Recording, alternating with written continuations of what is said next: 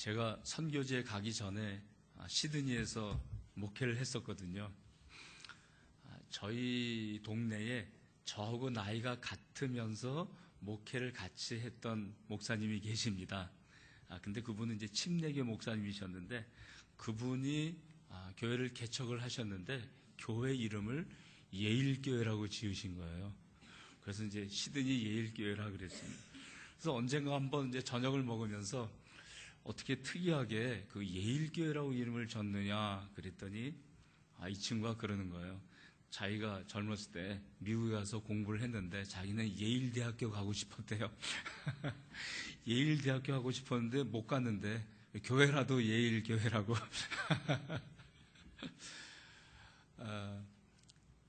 저는 이제 서울에서 기차를 타고 여기 오면서 이 예일교회는 그런 뜻에서 예일교회가 아니라 예수 믿는 데 대해서는 1등 되는 교회, 예수 섬기고 예수님께 봉사하고 헌신하고 예수님을 기쁘시게 하는데 1등 되는 그런 교회인 줄로 믿습니다. 제가 우리 예일교회를 너무 좋아하는 것 중에 하나가 또 뭐가 있느냐면요, 우리 최 목사님을 제가 너무 좋아합니다. 우리 박사과정 같이 공부할 때부터 제일 마음에 들었어요. 의식이 있고 마음이 통하고 너무 좋아. 그래서 모처럼 이제 오늘 만나서 이 담임 목사실에서 이런저런 얘기를 나누다 보니까 너무 좋은 바람에 제가 이거 사진하고 영상을 좀 보여드리려는데 이거 드린다는 걸 깜빡 잊어버렸습니다.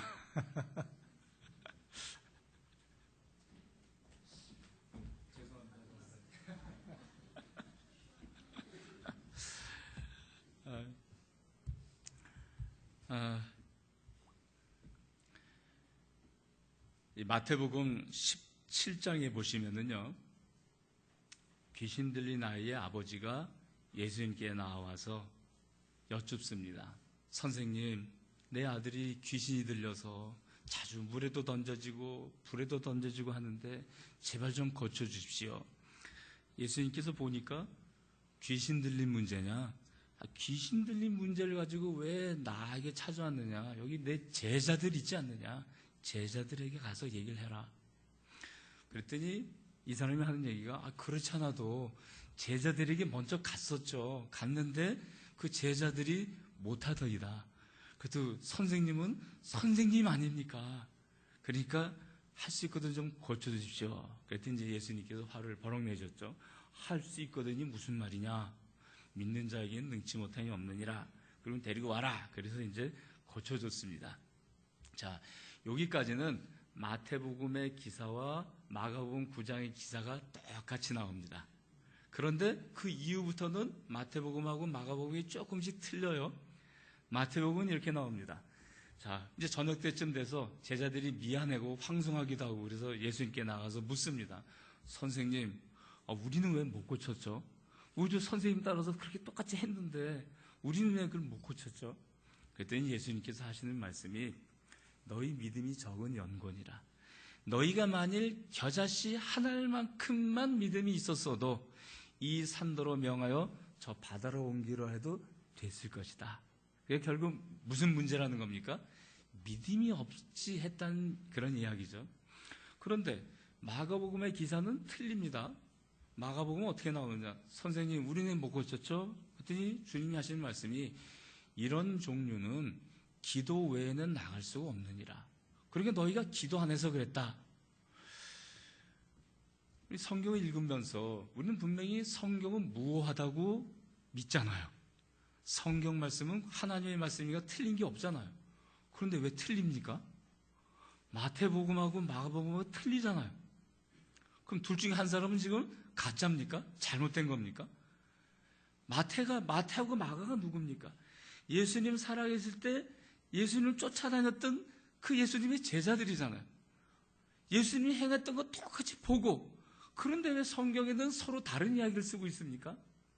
둘 중에 하나는 틀린 겁니까? 사실 틀린 거는 아니에요. 왜 틀린 게 아니냐 하면은 문제는 그 결과가 어떠한 목적에서 이루어졌느냐, 거기서 또 추려나가면은 우리가 같은 맥락에서 하는 이야기구나 하는 걸 알 수가 있죠. 자, 예를 들면 이런 겁니다. 분명히 마태복음에는 너희 믿음이 적은 연곤이라, 너희가 겨자씨만한 믿음만 있었어도 됐을 텐데, 그러니까 믿음을 하지 않았다는 얘기죠. 그럼 믿음으로 하는 것이 어떤 것이냐? 우리 삶 속에 어떤 문제가 발생했습니다. 이 문제를 반드시 해결해야만 돼요. 돈 문제든지 자녀 문제든지 비전의 문제든지 여러 가지 우리 삶 속에 닥친 문제들, 이 문제들을 풀어나갈 때 여러분들은 제일 먼저 뭐 하십니까? 여러분들이 정말 이 문제를 내 믿음으로, 주님 한 번 바라보고 믿음으로 해결해야 되겠다 하고 결단을 하신다면 여러분들에게서 나타나는 최초의 행동이 뭐가 되겠습니까? 기도겠죠. 그렇잖아요. 기도해야 비로소 저 사람이 믿음으로 이 문제를 해결하려고 하는구나, 그걸 알 수가 있잖아요. 그러니까 결국 마태복음의 기자나 마가복음의 기자나 결국은 똑같은 내용이죠. 다만 우리가 볼 때는 다른 것 같은데 사실은 같은 겁니다. 바로 이것이 관점의 차이인 거예요. 관점. 그래서 이 관점이라고 하는 것이 굉장히 중요합니다. 문제 똑같은데 어떤 관점에서 보느냐에 따라서 마치 다른 것처럼 보이거든요. 이 관점이 중요합니다. 선교도 마찬가지입니다. 우리 보통 선교가 뭡니까 하고 말하면은 여러 사람들이 이야기를 합니다. 심지어는 신학자들조차도 서로 다른 이야기를 해요. 그럼 모든 사람들이 볼 때 그 무슨 얘기야? 어떻게 하라는 거야? 헷갈릴 때가 많이 있죠. 자, 여러 가지 본질을 이루는 데 대해서 여러 가지의 개연성이 있습니다. 다시 말해서 방법이 굉장히 많다는 거예요. 그러나 목적은 하나죠. 본질은 하나입니다. 하나의 길로 가는데 여러 가지 갈래의 길이 있습니다. 그러나 목표는 한 가지예요. 목표에 도달하는 건 똑같습니다. 다만 어떤 사람은 나는 이 길이 더 좋아하고 이 길로 가는 사람이 있는가 하면 어떤 사람은 난 저 길이 더 좋아하고 가는 사람이 있죠.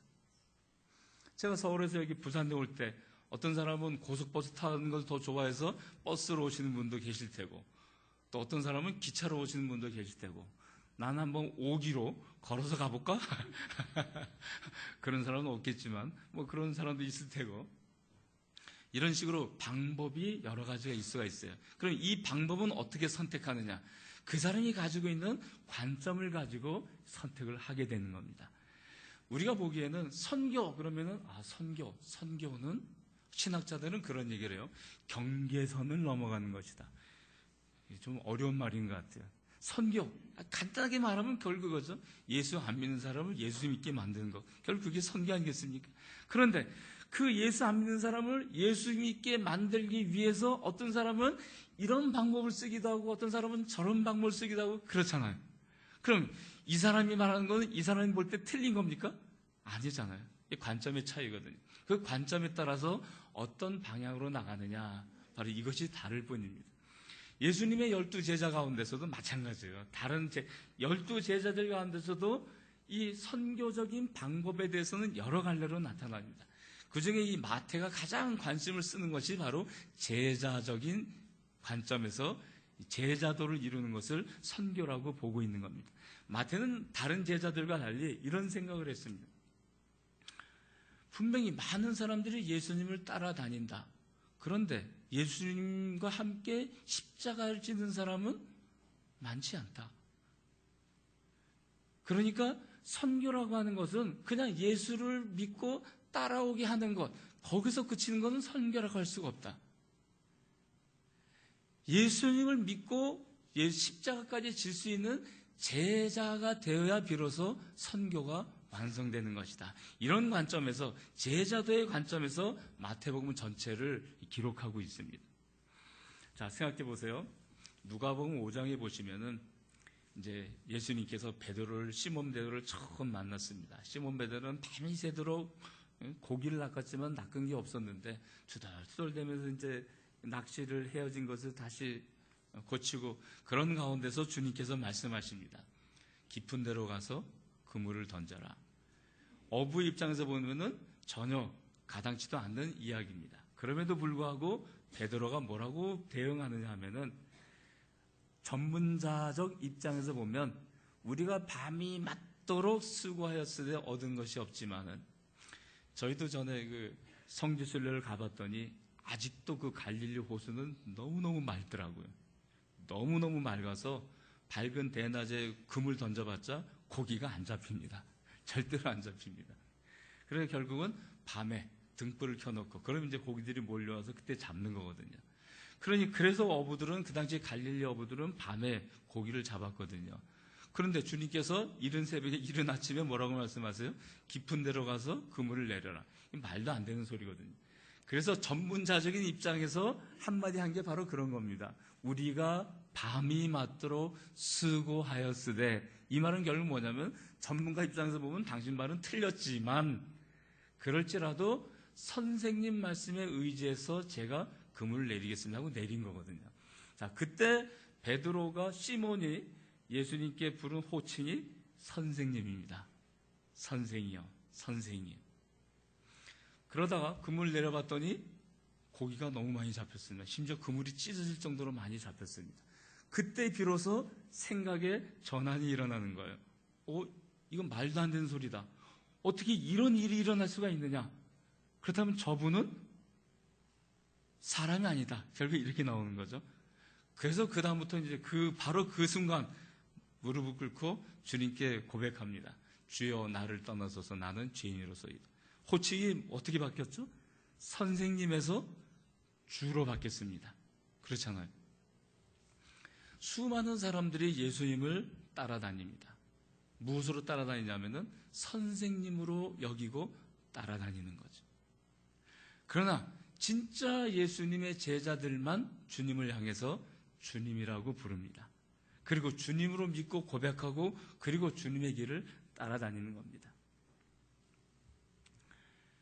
여러분들은 예수회의 회원으로 지금 계시는 겁니까? 그거 아니지 않습니까? 우리는 예수님의 제자로 지금 이 자리에 모여 있는 건 아니겠습니까? 거기다가 주일 낮 예배 끝나고 주일에 한 번만 예배 드리면 되지. 그런데 여러분들은 지금 오후 예배까지 나와서 예배 드리고 있지 않습니까? 바로 이런 것들이 바로 다른 점들입니다. 우리가 제자로서 살아가는 것과 나 예수님 믿어 하고 살아가는 것과는 여기에 엄청난 차이가 있습니다. 이 차이의 가장 근본적인 핵심이 뭐냐면 바로 관점입니다. 예수님을 무엇으로 바라보고 살아가느냐, 바로 여기에 차이가 있습니다. 여러분들은 앞으로 남은 모든 생애를 예수님을 진정한 주님으로 믿고 고백하고 그렇게 살아가실 수 있는 참다운 제자가 되시기를 바랍니다. 사실 그래서 저희도 저 같은 경우도 이제 선교사로 선교제에 나아갈 때 바로 이것을 목표로 삼고 있습니다. 여러 가지가 있죠. 교회를 세워주고 뭘 해주고 그런데 저희가 가서 취급하는 것은 이 사람들을 예수님의 제자로 만들어야 되겠다. 우리는 이제 팀 목회를 팀 사역을 하고 있는데 우리 팀하고 이제 매일 같이 모이면은 서로 이렇게 자긍심을 심어주면서 서로가 위로를 받습니다. 예수님께서도 사실 이 땅에 오셨을 때 제자들을 키우지 않았느냐. 그러니까 우리도 지금 제자들을 키우고 있는 거다. 이런 자긍심을 가지고 우리가 이 사역을 잘 감당을 하자. 이제 서로 그렇게 위로하면서 다시 한번 다짐하는 그런 시간도 갖기를 합니다. 근데 사실 이 일이 쉬운 건 아닙니다. 특히 우리가 새롭게 가서 사역을 시작하려고 하는 동티모르의 입장에서는 굉장히 어렵고 방해되는 요소가 굉장히 많더라고요. 이 동티모르는 포르투갈에 450년 동안 식민 지배를 받았습니다. 포르투갈 사람들이 동티모르에 와서 보니까 동티모르 사실 땅 크기는 우리나라 강원도 크기밖에 안 됩니다. 그럼에도 불구하고 제일 높은 산이 3,200m가 돼요. 그러니까 굉장히 경사가 심하죠. 이 동티모르의 산간 지방에 백향목이 있는데 이 백향목이 유럽에서 나오는 백향목보다 훨씬 좋은 겁니다. 그러니까 포르투갈 사람들이 와서 보니까 이거 갖다 팔면 돈 되겠다. 그래서 이제 그때부터 식민 지배를 하고 모든 나무들을 베어다가 유럽에 수출을 한 거죠. 자, 그랬더니 그 당시 15세기, 16세기 때 그 유럽의 가장 큰 해양 강국 중에 하나인 네덜란드가 보니까 이 좋은 백향목을 저 조그만 포르투갈이 다 차지하고 있거든요. 그래서 마침 그때 인도네시아를 지배하고 있었는데, 그래서 이제 군대를 보내서 서티모르 섬으로 진입을 한 겁니다. 그러니까 포르투갈 사람들이 볼 때, 야, 이거 큰일 나겠다. 괜히 잘못하면 싸움 나겠다. 그래서 협상을 한 겁니다. 우리 싸우지 말고, 우리 티모르 섬 반 짝에서 서쪽은 니네가 갖고, 우리 동쪽 갈 테니까 우리 사이좋게 지내자. 그래서 이제 동티모르와 서티모르가 된 거예요. 이렇게 세월이 흘러서, 인도네시아 전체를 네덜란드가 지배하고 있었잖아요. 1960년도에 네덜란드가 인도네시아를 독립시켜줬습니다. 그래서 서티모르까지 인도네시아 땅이 된 거죠. 그리고 그 후에 15년 후에 1975년에 이제 포르투갈은 동티모르를 독립시켜줍니다. 그랬더니 독립된 지 석 달도 안 돼서 인도네시아가 쳐들어온 겁니다. 쳐들어와가지고는 강제로 점령을 한 거죠. 이 인도네시아가 쳐들어올 때는 아주 굉장한 탄압 정치를 폈어요. 아무튼 독립의 독자만 나와도 그냥 처형시키고 고문하고 죽이고 이렇게 아주 탄압을 많이 했거든요. 심지어는 그 나라 사람들이 쓰고 있는 떼뚜너도 쓰지 못하게 하고 꼭 인도네시아어만 쓰게 했습니다. 이렇게 탄압 정치를 27년 동안 펼친 거예요. 그러니까 이제 사람들이 굉장히 인도네시아에 대해서 반감이 심하죠. 그래서 이제 2000년대 초에 들어가가지고 수많은 내전과 그 싸움과 다툼이 일어났던 겁니다. 그래서 이제 유엔에서 분위기가 무리익어서 독립을 시켜줬죠. 그래서 21세기 들어서 최초로 독립한 국가가 바로 이 동티모르입니다. 이렇게 동티모르가 독립을 하니까 자연히 동티모르 정부는 제일 먼저 뭘 공표하느냐면은 이제부터 인도네시아 말 절대 쓰면 안 된다 그런 거예요. 그래서 인도네시아 말은 절대 못 씁니다. 그런데 재밌는 현상은 고등학교 선생님이나 대학교 선생님이나 전부 다 이 사람들은 인도네시아가 지배할 당시에 공부했던 사람들이잖아요. 그러니까 인도네시아 말밖에 모르거든요. 그러니까 인도네시아 말은 쓰지 말라 그러는데도 지금도 대학교에서는 인도네시아 말로 강의를 합니다. 이런 기현상이 벌어지고 있는 거예요. 또 실제로 떼뚜너, 그 나라 사람들의 언어인 떼뚜너를 쓰려고 보니까 이 떼뚜너가 너무 원시적입니다. 이 떼뚜너는 시제라는 게 없어요. 과거도 없고, 현재도 없고, 미래도 없습니다. 동사가 그래요. 그럼 어떻게 과거나 미래를 알아보느냐? 그 문장에 과거나 아니면 미래를 연상하는 단어 하나를 넣어주는 거예요. 그러니까 예를 들면은, 나는 밥 먹는다. 어제.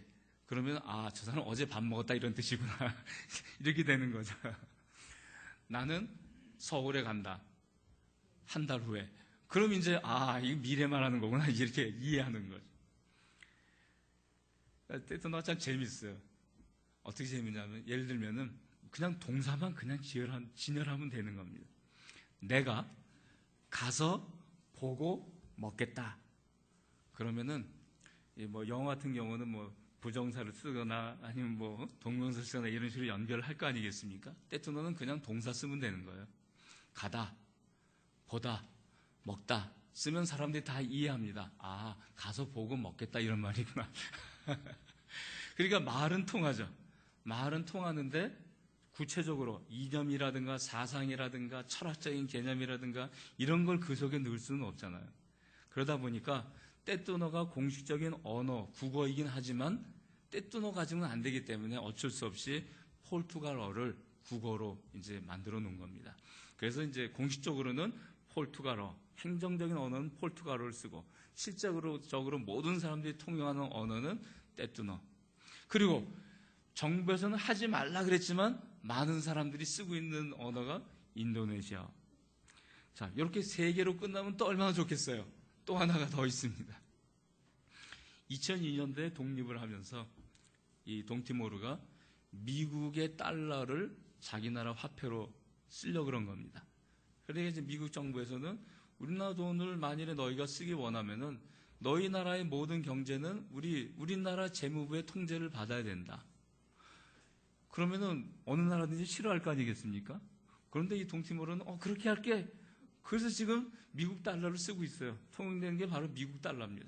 그러다 보니까 국가에서 모든 예산을 집행할 때에 반드시 미국의 재무부 장관의 허락을 받고 거기서 나오는 돈을 가지고 이제 집행을 하게 됩니다. 그러니까 완전히 영어권의 이 경제적인 노예가 돼버리고 만 거예요.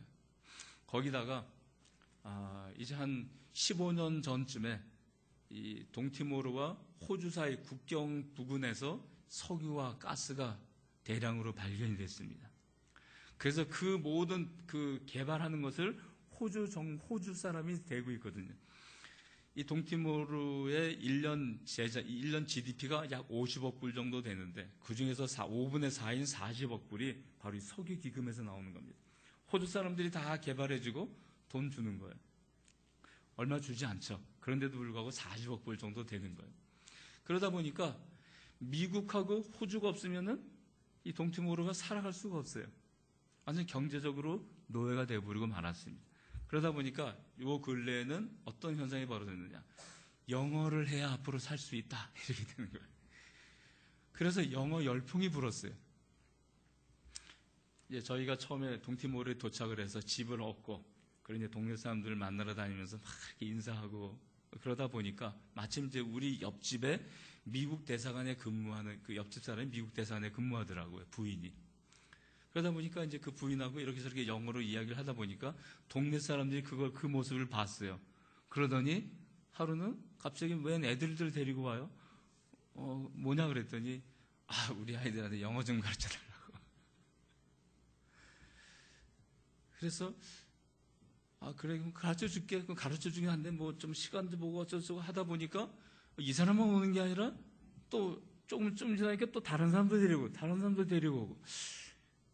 이건 뭔가 좀 기회가 되겠다 싶어가지고, 그래, 그러면은 요 기회를 복음 전도의 기회로 삼아보자. 그래서 이제 일주일에 한 번 토요일 날 정했어요. 그럼 어디서 공부하는 게 좋겠느냐? 그랬더니 이제 그 옆집에 마침 집을 하나 집을 창고 커다란 집을 좀 지으려고 만들어 놓은 공터가 있거든요. 지붕만 씌워놓고. 그럼 거기서 하기로 하자. 그래서 이제 거기서 하기로 하고 처음에 나가봤더니 한 30-40명이 모인 거예요. 아이들이. 그래서 이제 아이들한테 영어도 가르쳐주고 영어 성경책 거기서 읽어보라 그러고, 그러한 다음에 이제 걔네들한테 떼뚜너 성경 나온 게 있거든요. 호주 선교사가 와서 번역해 놓은 게 있습니다. 아직은 신약도 한 2권 정도는 아직 안 나오고, 구약은 창세기 하나밖에 번역이 안 돼 있고, 그런 떼뚜너 성경이 있습니다. 그래서 그거 쪽복음 하나를 가져다가 걔네들한테 주면서 야, 이것 좀 한번 우리한테 읽어달라 그러고, 애들은 돌아가면서 읽으라 그러고, 이제 그러면서 복음을 전하고 있는데, 생각해 보니까 요 좋은 기회를 그냥 이렇게 보내기 너무 아까운 것 같아요. 그래서 우리 교단 후배 선교사 가운데서 어린이 전도협회에서 파송받은 우리 선교사님이 계십니다. 그래서 이제 그 선교사한테 이야기를 했죠. 이렇게 해서 우리가 토요일 날 애들이 모이는데, 기왕 모였을 때 영어만 가르쳐주는 게 아니라 뭔가 이 아이들에게 복음도 좀 가르쳐 전해주고 그러면 좋을 것 같다. 그랬더니 너무 좋아하죠. 그럼 가겠다고. 그래서 원래는 토요일 날 한 번만 했는데 이제 수요일하고 토요일 2번이 돼버렸습니다. 근데 저는 그 후배 선교사님을 보면서, 어린이 전도협회에서 파송받은 그 후배 선교사님을 보면서 굉장히 제 마음속에 큰 기쁨이 넘쳤어요. 이 선교사님은 자다가도 여기 애들이 있다 그러면 벌떡 일어나가지고 어디냐 그러고 쫓아가는 그런 사람이거든요. 한 번은 이제 저를 구경시켜주겠다고 저 산간마을 저 깊은 데로 가는데 그 차를 타고 갔어요. 가다 보니까 차가 고장이 났습니다. 고장이 나니까 우리도 뭐 둘 다 차에 대해서 잘 모르기 때문에 전화해가지고 오라고. 그래서 이제 견인차가 와서 오는데, 어차피 못 가는 거 우리가 여기서 뭐 한다고 해서 될 거 아니지 않느냐. 그러더니 차 안에 보면 전도지가 있어요. 어린이 전도 옆에서 나온. 그걸 두고 그 동네 가지고 전도하는 거예요. 그래서 제가 그런 모습을 보면서 바로 이런 거구나. 하나님께 헌신한다고 하는 것은 바로 이런 거구나. 다시 한번 또 새롭게 제가 깨달았었습니다.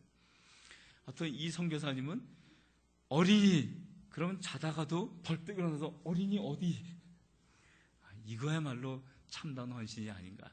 여러분들에게도 하나님께서 소명을 주셨습니다. 그 소명을 이루기 위해서 이렇게 적극적으로 헌신할 수 있는 저와 여러분이 될 수 있기를 바랍니다. 이 동티모르 선교가 참 어렵더라고요. 제가 콩고에 있을 때는 하나님께서 실수가 없으신 분인데, 그러나 내가 볼 때는 하나님께서 딱 한 가지 실수한 것이 있다. 제가 이제 그렇게 이 콩고 사람들한테 이야기를 하거든요. 그럼 이제 놀래가지고 하나님이 무슨 실수를 하느냐고. 그래, 하나님은 실수가 없는데 딱 한 가지, 불어를 만드신 건 실수다. 불어를 공부하려는데 너무 어렵더라고요. 그래서 하나님의 불어를 만들어 놓으셔가지고 근데 이 동티모스 사람들이 전반적으로 콩고 현지인들에 비해서는 굉장히 복음을 받아들일 자세도 있고 인격도 갖춰져 있고 또 한 가지를 베풀면은 10가지 반응을 하고 그런 점에서는 정말 보람이 있고 이런 사람을 위해서라면 목숨을 바쳐도 아깝지가 않다. 그런 생각이 날 정도로 굉장히 마음이 기쁩니다. 그런데 이 나라 전체가 가톨릭 국가거든요. 이 개신교는 상당히 소수입니다. 그런데 이 나라를 쥐고 있는 정부의 자문관들의 90%가 포르투갈 사람입니다. 이 포르투갈 사람들이 이 정부를 움직여가지고 개신교 전도 활동을 그렇게 방해하는 거예요. 너무 힘듭니다. 교육부 장관을 만나서 이제 우리 대학 설립에 대해서 쭉 설명을 하고 이렇게 저렇게 했더니 하는 얘기가 당신 여기 그 개신교 신학교를 세우려고 하면은 여기 그 개신교 교회가 몇 개쯤 되는지 아느냐. 그래서 우리 뭐 이렇게 해서 이렇게 좀 서칭 해봤더니 뭐 한 150개 정도 되더라. 그랬더니 맞다. 그럼 여기 가톨릭 성당이 몇 개나 있는지 아느냐. 그래서 미안하다. 그거는 내가 그 파악을 못 해봤다. 그랬더니 한 3,000개쯤 된다 그러더라고요. 한 3,000개. 그러냐. 몰랐다. 그때 하는 얘기가 가톨릭 성당은 3,000개나 있지만 우리나라에는 가톨릭 신학대학이 없다. 그런데 니네는 개신교 150개밖에 안 되는데 뭔 신학교를 세운다 그러냐. 노골적으로 반대하는 겁니다. 노골적으로. 복음을 전할지라도 이 동티모르에도 크게 한 4개의 교단이 이제 그래도 조금 크다 싶은 교회가 있는데 그 중에서 하나, 그 인도네시아로부터 왔던 개혁교회, 네덜란드 개혁교회에서 세운 그 교회들 말고는 굉장히 힘을 못 쓰고 있습니다. 힘을 못 쓰는 이유가 뭐냐면은 이 사람들은 정부하고 타협을 안 하거든요. 네덜란드 개혁교회 사람들은 그냥 카톨릭에서 하는 대로 그래 하고 이제 카톨릭과 다 친하게 지내고 그렇게 합니다. 그랬더니 이제 공식적으로는 잘 보살펴주고 심지어는 교회 건물도 지어줍니다. 그런데 이제 다른 교단은 절대로 그걸 안 하는 거예요. 거기다가 또 한 가지 상당히 전도에 어려움을 겪게 해주는 사건이 있습니다. 그게 뭐냐면은 인도네시아가 2002년도에 쳐들어올 때 1975년에 쳐들어올 때에 인도네시아 사람들이 서티모르에 있는 사람들을 동티모르로 보내서 다스리게 했습니다. 그래서 서티모르에 있는 사람들이 동티모르 가가지고 모든 경제와 산업과 정부 기관과 이 모든 것들을 다 자리 잡고 있었거든요.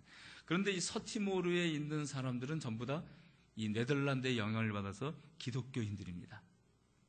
네덜란드 개혁교회 출신들이에요. 서티모르는. 이 사람들이 동티모르에 가서 그릇된 열심을 가지고 개종을 강요한 거예요.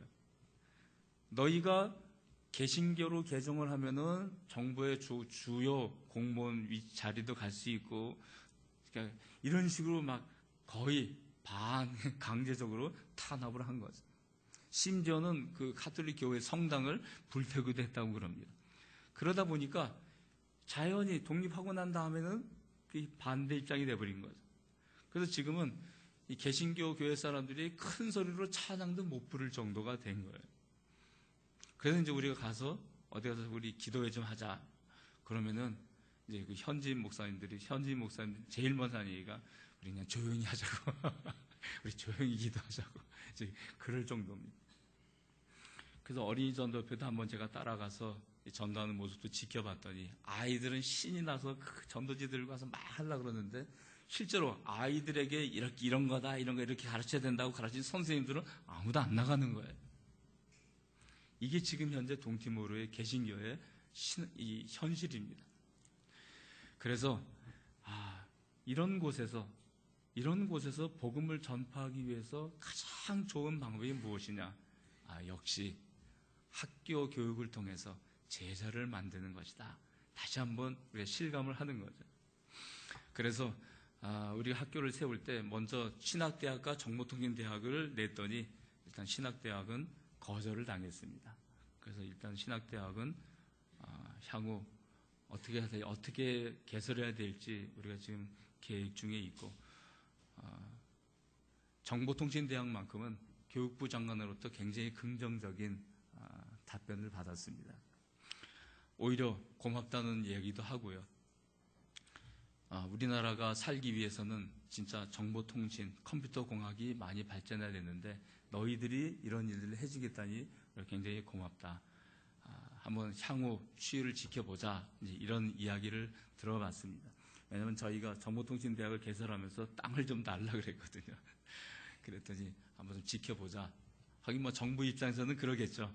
정말 많은 사람들이 이렇게 저렇게 하겠다고 하는데 그 말 다 들어줄 수는 없고, 하는 걸 봐서 정말 잘하고 있으면은 아마 도와줄 마음도 있고 그런 거겠죠. 그런 의미에서 여러분들 그 정보통신대학 개설을 위해서 기도해 주시길 바랍니다.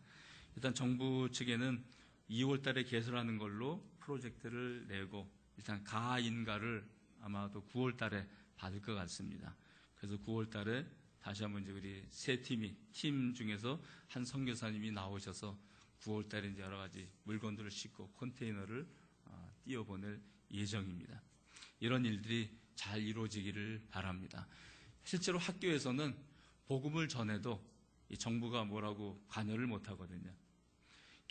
우리가 교회를 세우면은 상당히 많은 압박과 방해 공작이 있을 거예요. 하지만 학교에서 복음을 전하는 일에 대해서는 어느 누구도 거기에 대해서 거부를 하거나 하지 말라고 강요를 하거나 그럴 수는 없는 거죠. 그런 의미에서 상당히 좋은 방법 중에 하나다, 그런 생각을 했습니다. 전사님 이제 그 영상 좀 한번 볼까요? 저희가 정보통신대학을 개설하기 위해서 그날 IPTL 교단과 협력을 하려고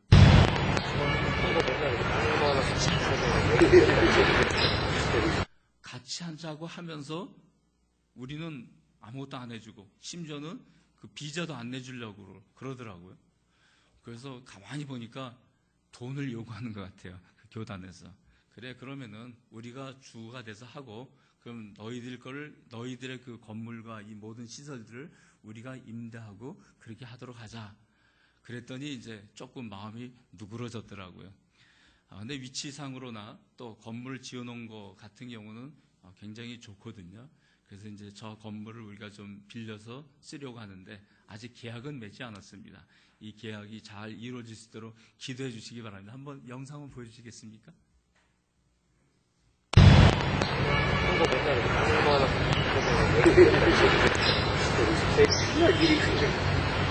그러니까 대학생이 아쉽게 생각하는 것이 아니라 선수가 아니라 같이 팀으로 들어와서 이 역할을 하면은 그 적합하는 그런 바람이 있어요. 홍보에 있는 강조입니다. 저희가 시설 관리에 다릅니다. 경기도공했고 여기에다가 홍보 학교 시설만 한대나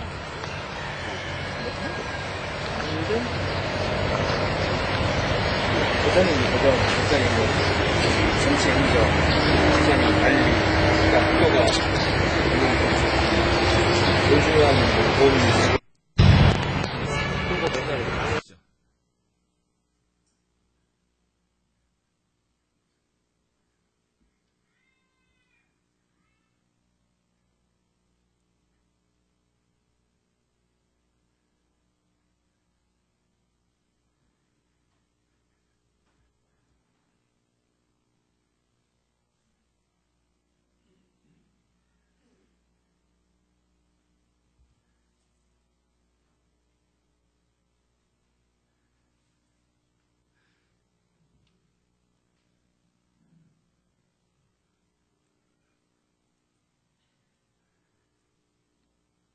예, 계속 넘겨주시죠. 계속.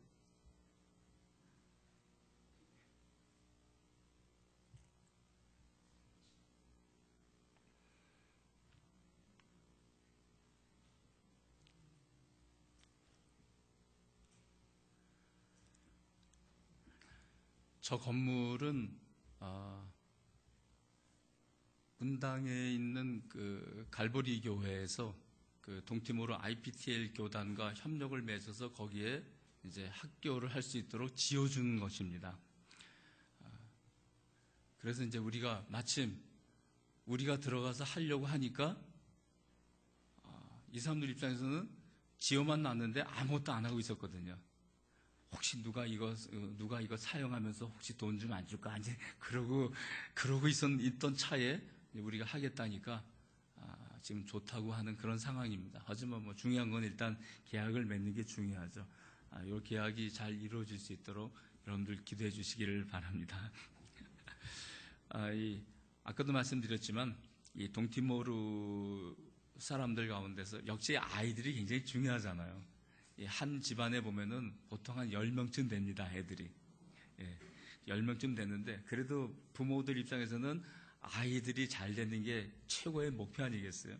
그러다 보니까 이 아이들에게 어떻게든지라도 좀 공부를 시켜서 아이들을 출세시키는 것. 이게 이제 그 부모님들의 꿈이거든요. 그런 가운데서 아이들에게 영어를 가르쳐 준다. 그러면 이제 사람들이 막 무진장 모여요. 지금 저 장면이 이제 바로 그겁니다. 영어를 가르쳐 주면서 이제 영어를 써봐라. 이제 그런 내용이에요. 계속 넘겨주시겠어요? 네.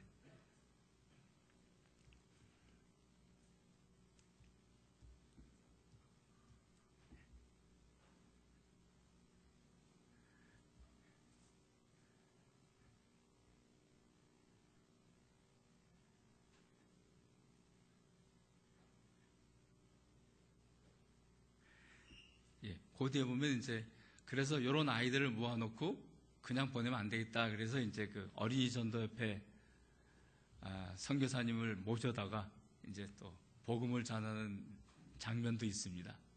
예.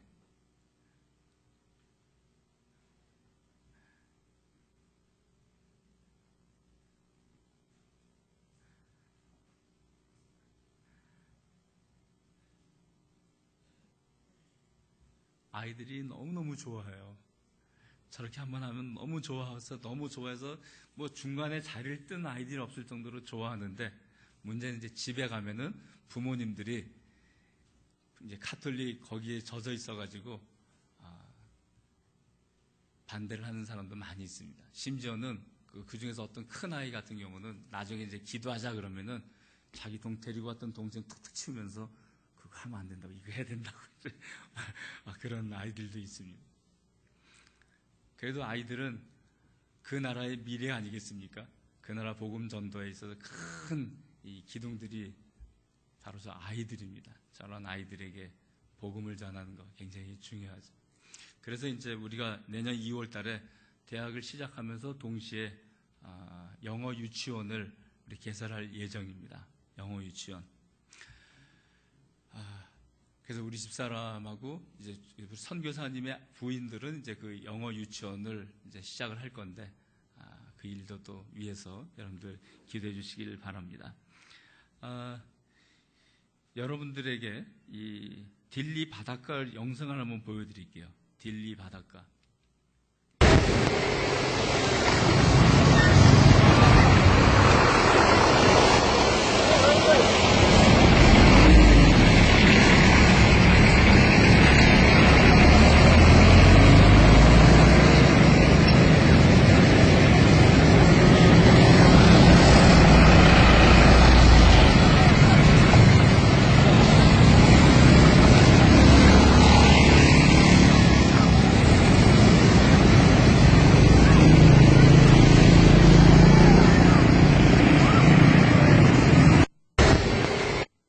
하나 더 보여주시겠어요?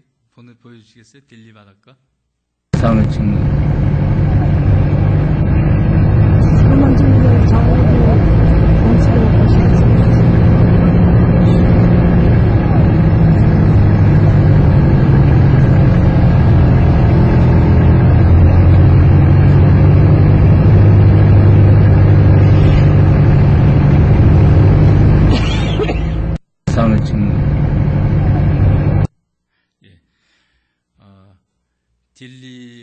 이제 바닷가와 연결되어 있는 그런 도시잖아요. 그 나라의 수도인데도 불구하고 저렇게 열악합니다. 지만 2층 건물 하나 없습니다.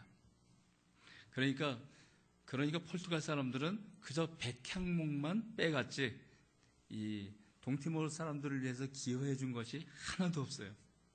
근데 사실 기여해 준 것이 없는 것만큼이나 또 포르투갈 사람들은 동티모르 사람들을 탄압하지 않았습니다. 그냥 관심 없이 그냥 가져간 거죠.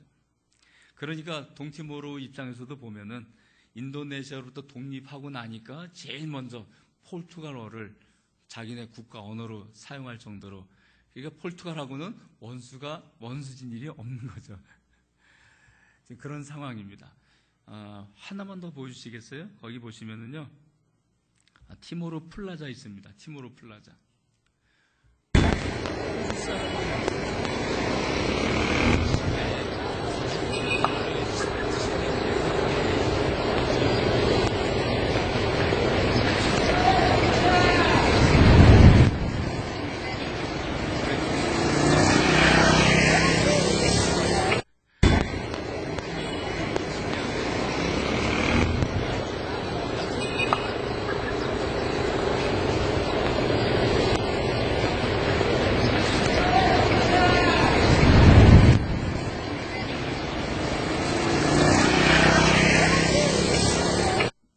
하나가 너무 비싼 거예요. 재래시장에 가면은 뭐 50센트만 주면은 과일도 이만큼 얻을 수 있는데, 저 티모르 플라자에 가면은 5불을 줘도 이거밖에 안 줍니다. 그렇게 비싸요. 그래도 이 동티모르 사람들은 늘 저것에 와서, 하려는 사람들이 늘 저것에 와서 구경하고, 우리 여기도 이렇게 큰 건물이 있다, 또 그런 자부심을 가지고 살아가고 있습니다. 아무튼 동티모르 굉장히 가능성이 많은 나라입니다. 아직 어떻게 해야 우리나라가 발전할까?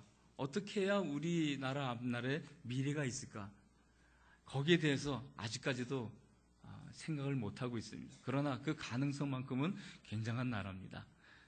이 나라도 조만간 속히 일어날 수 있도록 여러분들께서 기도해 주시기를 바랍니다. 한번 기도하겠습니다. 하나님 아버지, 저희들을 불러 주님의 제자로 세워주신 것 감사합니다. 우리가 만나는 모든 사람들을 복음을 전할 뿐만 아니라 그리스도의 제자로 만들어 주님께서 기뻐 받으시는 참된 제자, 하나님의 자녀들이 될 수 있도록 축복해 주옵소서. 이 일을 감당하기 위해서 필요한 모든 것들 아낌없이 지원해 주시고, 속히 이 나라 전체, 이 땅에 하나님의 나라가 임할 수 있도록 축복해 주옵소서. 예수님 이름으로 기도하옵나이다. 아멘.